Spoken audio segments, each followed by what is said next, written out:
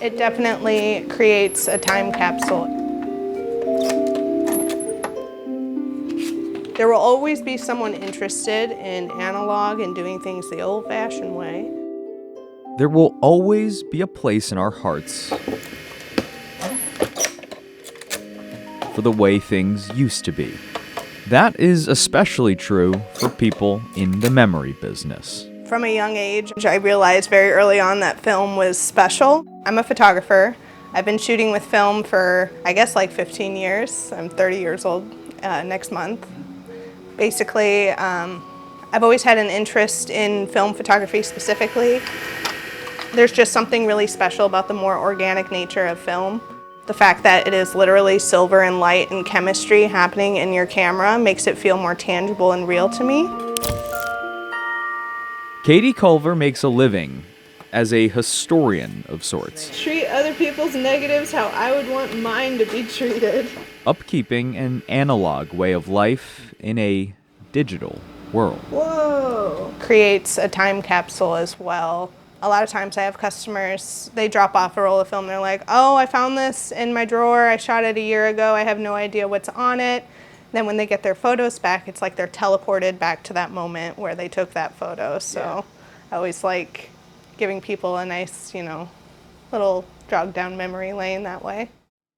When an infinite number of photos sit in our pocket, It's basically when I scan their film. there isn't much need for places like this anymore. Does it get louder? In fact, No, that's as the loud Little as it Light gets. I Film feel like Lab it's loud, is but- now the only locally owned photo developing store in the entire Hampton Roads region.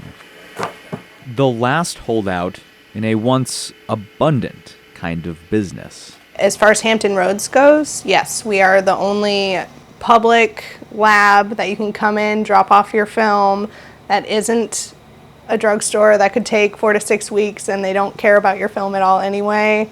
But yes, we are the only open film processing place. There are people who do the C41 themselves at home and do it for their friends and everything, which is awesome. But for someone looking up on Google, we're the only place you're going to find. An art form that's taken a back seat for the sake of convenience. Why there aren't more, because it's expensive. There's a lot of overhead costs.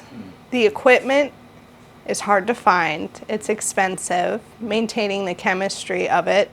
But nostalgia is a powerful feeling. There are still a dedicated few who upkeep the art of film photography and upkeep the Little Light Lab, even if it looks a little different in the digital age. It's really unique as well to see older generation customers come in and, they were around in the days of 1 hour photo, and it's funny when they come in and they're like, oh, I would like this developed.